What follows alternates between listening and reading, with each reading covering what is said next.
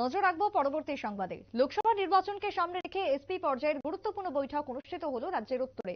তবে সেই জায়গাতে দাঁড়িয়ে উত্তর ত্রিপুরা এবং অসম করিমগঞ্জ জেলার এসপি পর্যায়ের যৌথভাবে এই বৈঠক অনুষ্ঠিত হয়েছে আজকে সোমবার। উত্তর জেলার সদর ধর্মনগরে পুলিশ সুপারের কার্যালয়ে বৈঠকটির আয়োজন হয়। সেই বৈঠকে অসম করিমগঞ্জ জেলার এসপি পর্যায়ের সমস্ত আধিকারিকরা উপস্থিত ছিলেন।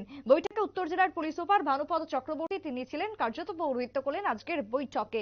সামনে রয়েছে ভোটকে কেন্দ্র করে চলছে বিশেষ করে নাকা তল্লাশি, চলছে ফ্ল্যাগ মার্চ এবং পরিস্থিতি যাতে সুষ্ঠু স্বাভাবিক থাকে, নেশামুক্ত রাজ্য যাতে গড়ে ওঠে বা ইলেকশনের আগ মুহূর্তে দাঁড়িয়ে কোনো বিভ্রান্তি যাতে সৃষ্টি না হয় কোনো জায়গাতে, তার জন্য গোটা রাজ্য জুড়ে চষে বেড়াচ্ছে এক প্রকার আরক্ষা দপ্তর। একই সঙ্গে কেন্দ্রীয় বাহিনীর আগমন ঘটছে রাজ্যে একের পর এক। আরো বেশ কিছু কোম্পানির আসা বাকি রয়েছে, তবে কেন্দ্রীয় বাহিনীর এখনো যে সমস্ত জওয়ানরা এসেছেন তারাও কিন্তু দিনের পর দিন করছেন রুট মার্চ। তাই সেই জায়গাতে দাঁড়িয়ে আজকের এই বৈঠক এসপি পর্যায়ের বৈঠককে কেন্দ্র করে কি বক্তব্য উঠে এসেছে, কি জানিয়েছেন এসপি ভানুপদ চক্রবর্তী, শুনুন।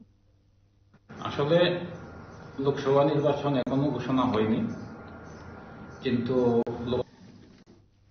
লোকসভা যে নির্বাচনটাকে ফ্রি ফেয়ার করার জন্য প্রচেষ্টা শুরু হয়ে গেছে।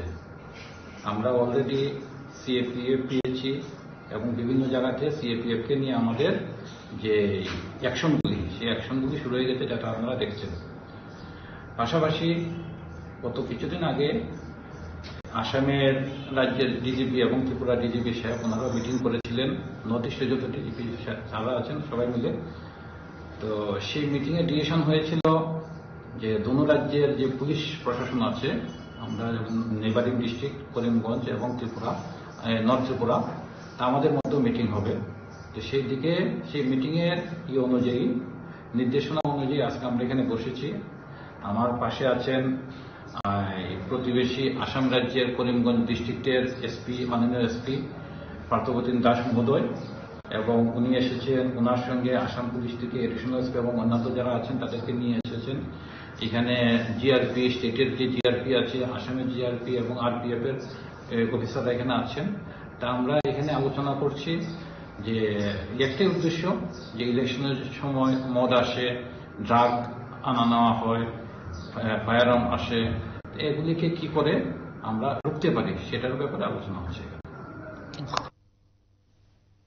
আপনারা শুনলেন এসপি ভানুপদ চক্রবর্তীর বক্তব্য। তবে ভোটকে কেন্দ্র করে এই বিশেষ বৈঠক আগামী দিনের পরিস্থিতি সুষ্ঠু স্বাভাবিক রাখার জন্য এই বৈঠকে বেশ কিছুক্ষণ আলোচনা হয়।